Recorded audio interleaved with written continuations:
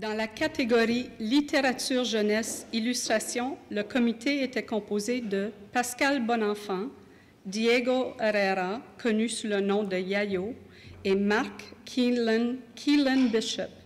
Les finalistes sont Marion Arbona pour Lapin Chagrin et les jours d'Elko, texte de Sylvie Nicolas, publié aux éditions Trampoline, aujourd'hui édition du Phénix. Manon Gauthier pour Giroflée, Pois cassé, texte de Marie-Danielle Croteau, publié par Dominique et compagnie.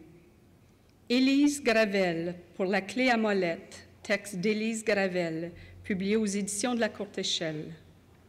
Émilie Leduc pour La ronde des mois, texte d'Émilie Leduc, publié aux éditions de la Courte Échelle. Cathy Maury pour Quand j'étais chien, texte de Louise Bombardier, publié aux éditions de la Courte Échelle. Le prix du gouverneur général en littérature jeunesse illustration est remis à Élise Gravel pour La clé à molette.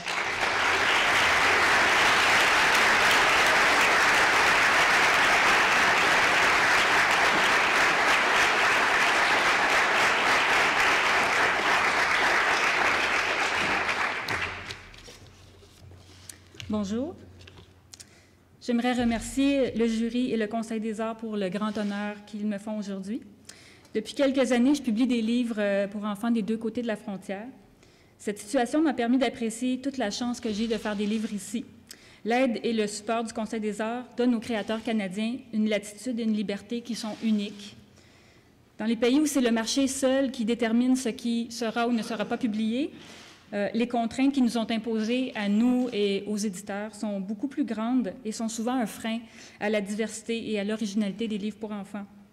Les livres que je fais ici au Canada restent mes chouchous parce que je suis libre d'y aborder des sujets pas nécessairement vendeurs, dans des formats inédits, avec un humour qui ne passerait pas nécessairement ailleurs non plus.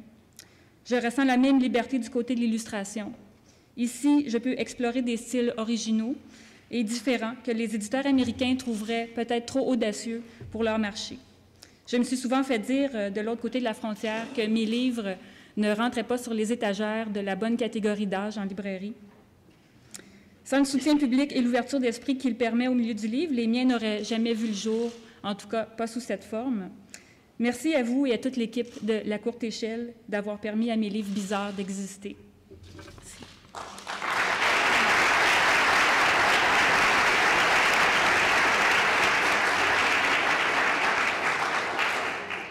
La clé à molette est publiée aux éditions de la Courte Échelle, représentée par Hélène de Rome.